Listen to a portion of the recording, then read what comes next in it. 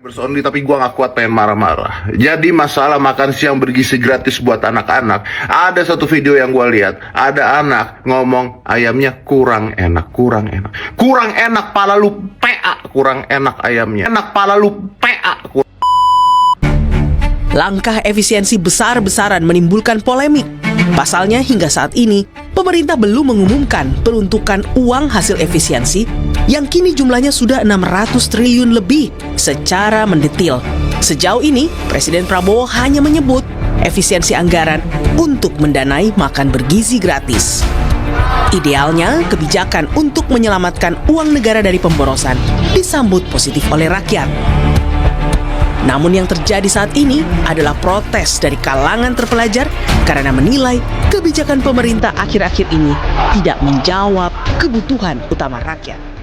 Ini tolong jangan dilihat sebagai bentuk kebencian, bentuk provokasi, atau bentuk ketidaksukaan, atau selalu menitik beratkan, oh ini kepentingan politik tertentu nih. No. Justru Indonesia gelap itu kalau kita lihat dalam sisi yang berbeda, itu memperlihatkan sebuah kepedulian, kecintaan, bahkan keinginan masyarakat, terutama yang teman-teman mahasiswa, supaya Indonesia ini lebih baik. Karena kalau mereka tidak punya itu semua, ya mereka nggak akan peduli gitu. Mereka nggak akan turun di jalan, mereka nggak akan menghabiskan uang pribadi mereka tidak akan meresikokan keselamatan diri mereka tidak akan melakukan apapun yang mereka lakukan sekarang. Kalau ini cuma semata-mata, ada arahan pihak tertentu, ada kelompok tertentu untuk kita rame-rame yuk ke situ karena kita punya kepentingan ini, nanti terlalu kecil untuk melihat semua demo atau semua aktivasi Indonesia gelap ini sebagai sesuatu yang ya sifatnya kebencian atau hasutan. Jadi aku kalau sebagai seorang yang pernah jadi mahasiswa juga dan mungkin masih muda, Mbak, belum 40 ya, melihat ini sebagai ternyata segini banyak loh. Kita tuh masih bisa berharap loh dengan semua hal yang terjadi di sini. Kita masih bisa berharap seenggaknya generasi di bawah kita itu masih punya kepedulian sedikit besarnya untuk masyarakat Indonesia dan seharusnya mereka punya hak untuk didengarkan sebaik-baik. Bahwa urusan anak itu sebetulnya urusan orang tuanya. Urusan negara bukan ngurusin makan anak, tapi ngurusin orang tuanya bisa kerja mendapatkan penghasilan yang layak. Itu urusan makan gizi anaknya serahkan aja. Mereka kalau punya penghasilan yang pantas juga tahu ini mana makanan yang bergizi apa enggak. Masalahnya mereka nggak sanggup, itu aja. Saya kira Pak Prabowo harus diingatkan juga berkali-kali soal itu, bahwa dia punya mimpi besar memberikan makan itu tidak harus literally ngasih makan untuk anak-anak itu, enggak. Kalau mau ngasih anak itu, beri orang tuanya pekerjaan yang layak, bangun industrinya, kurangi korupsinya. Sebetulnya aku tuh gak tahu kata dasmu. Oh, kata ayah, kata abah aku, dasmu itu palelu. Palelu itu artinya apa? Adalah pokoknya kata dasmu itu kata yang kasar ya guys. Omongannya jelek. Harusnya mencontohkan yang baik. Jangan bilang yang kasar. Hati-hati mulutnya ya. Prabowo. Menurut Bapak gimana? Nggak boleh. Berarti dia sombong gak sih? Tolong presiden contohin yang baik-baik ke anak-anaknya. Apalagi aku anak-anak. Minta maaf jika kamu punya salah, tapi yang terpenting perkataanmu dilihat semua orang. Masyarakat, saya tidak melihat ini adalah sesuatu yang harus dipertahankan. Justru harus dievaluasi secara baik gitu loh. Misalnya kayak gini, buktinya seringkali pejabat atau seringkali orang-orang pemerintah itu melihat ini sebuah perang gitu. No, it's not. Kita itu sama gitu. Kita sama-sama ingin Indonesia lebih baik. Kita juga ingin sama-sama nggak perlu kabur supaya kita merasakan namanya kesejahteraan, kenyamanan, dan lain sebagainya. Tapi kenapa ini dilihat sebagai ketika komunikasi itu tidak disampaikan dengan baik, bukan melihat substansi kenapa orang tidak bisa menerima itu dengan baik, tapi yang dipikirkan adalah bagaimana mengolah isu ini untuk dilawan dan di head to head. Dan yang idealnya adalah pemerintah kita, government kita, ketika ada hal-hal seperti ini, justru melihat nih, kenapa sih sebenarnya program on the paper yang seharusnya bagus, efisiensi anggaran, kita semua tahu itu program yang bagus, super holding berhasil di berbagai negara. Ya Temasek gitu kan contohnya, walaupun dengan in and out-nya ya, dengan volatilitasnya, atau bahkan mungkin kemarin yang efisiensi, bahkan mungkin makan bergizi gratis yang diterapkan juga itu bukan sesuatu yang uncommon di negara-negara lain, tapi kenapa di Indonesia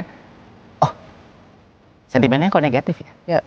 Seharusnya ini kan jadi PR besar nih, ada yang salah dalam PR kita, dalam cara pemerintah menyampaikan, atau substansinya, atau yang ditunjukkan dan diproyeksikan atau dipresentasikan dalam semua prosesnya. Bukan soal setiap kali ada kritik, setiap kali ada sentimen negatif, selalu dilihat, oh ini pasti ada kepentingan tertentu. Maka nggak akan pernah beres. Mencari kerjaan yang sangat sulit di Indonesia itu memang sudah berangsur-angsur, nggak pernah hilang sampai detik ini. Makanya ini harus ada perubahan yang benar-benar berubah gitu. Karena jangan jadi budaya berketerusan sehingga ekonomi nggak akan berkembang kalau misalnya banyak yang tidak bisa kerja dengan sekolah yang tinggi. Mereka seperti kayak katak dalam tempurung gitu, jadi nggak bisa bergerak. Nah kalau mereka menunjukkan, nah ketika mereka anak-anak muda sekarang yang cerdas, yang pintar, Indonesia kan banyak sekali nih anak-anak sekolah yang anak-anak kuliah yang jago-jago, bahkan ketika mereka pertukaran pelajar aja mereka dapat nilai yang tinggi, artinya kan mereka punya wawasan yang luas gitu. Nah ketika mereka mencari kerjaan, sudah wisuda, sudah siap untuk bekerja, kebentruk sama hal-hal yang persyaratan yang kadang-kadang jujur tidak masuk di akal. Seperti apa misalnya? Sebagai contoh, kita lihat negara-negara yang sudah berkembang. Indonesia ini kan masih awal mau berkembang, ya kan, belum berkembang sekembang berkembangnya gitu. Dan ini apa ya? Seperti di Jerman. Di Jerman tidak mengenal yang namanya usia, tidak mengenal fisik, tidak mengenal umur. Itu pertama. Kenapa? Di Jerman ini yang penting ada mau, ada niat, tidak punya pengalaman, nanti kita ajarkan. Kalau Indonesia kan harus lihat tinggi badan. Apa ini? Ini di mana? Ini nggak wajar. Emang mau ngapain? Mau jadi model? Kan mau jadi kasir, mau jadi kerja di restoran, mau jadi kerja di CV, di PT. Banyak perusahaan-perusahaan yang membutuhkan tenaga kerja, tapi banyak hal-hal yang kadang-kadang ini memalukan dan menjatuhkan harga seorang anak pemuda-pemuda yang punya kemampuan, punya kepintaran, punya keberanian, sudah bertekad mau cari makan, mungkin mereka tulang punggung keluarga, menghidupin anaknya mungkin di rumah atau yang baru menikah gitu. Tapi karena hal-hal yang itu yang membuat mereka jadi kayak ini, jadi stres, jadi panik. Dan sedikit saya singgung masalah banyaknya hal-hal yang begal atau misalnya menggunakan barang-barang yang terlarang, itu juga bisa penyebabnya karena mereka terlalu lama di rumah, mereka stres, nggak tahu berbuat apa, lalu ada penggoda, pengajak, akhirnya rusaklah generasi tadi. Kenapa? Karena kurangnya tenaga kerja, kurangnya lahan. Selama ini kan pemerintah menteriakin, ayo kita bangun Indonesia, kita bangun perekonomian, tapi di mana? Coba kita sebagai generasi muda ini kan mereka adalah figur untuk di masa depan, untuk 40 tahun ke depan, untuk 50 tahun ke depan. Kalau nggak ada mereka, Indonesia mau jadi apa? Toh yang tua juga akan bakalan mati. Nah, sedangkan di Jerman orang kerja yang penting punya keberanian, punya kemauan, dia bisa bekerja. Kalau nggak punya pengalaman akan dilatih. Seperti Bunda kerja sebagai kerja di Five Guys. Iya, itu bisa terjadi. Kita nggak bisa menyalahkan mereka. Kita nggak bisa menyalahkan kalau misalnya ada anak-anak muda yang sekarang mereka pingin keluar negeri, pingin ganti warga kenegaraan. Jangan salahkan mereka. Kita harus ini pemerintah harus mencegah.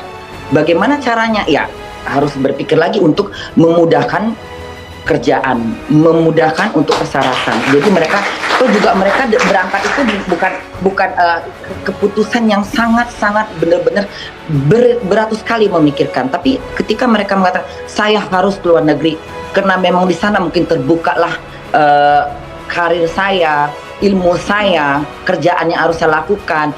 Apalagi Indonesia sekarang yang saya tahu kadang tidak sesuai dengan gaji. Mereka sekolah tinggi-tinggi, bertahun-tahun mereka sekolah, ada yang S1, S2, bahkan ada yang sarjana, sudah selesai semuanya, ujung-ujungnya gaji tak setara, ada yang 1,5 juta, 2 juta. Kan ini kadang-kadang kadang-kadang memberi gaji ini kayak seenaknya aja, jadi harus dipikirkan juga apa gitu. Besar. Sudah kita mulai bergelar sekian ratus, sekian, masih ada yang komentar. Iya, tapi belum banyak. Kalau nggak ada wartawan, saya belum.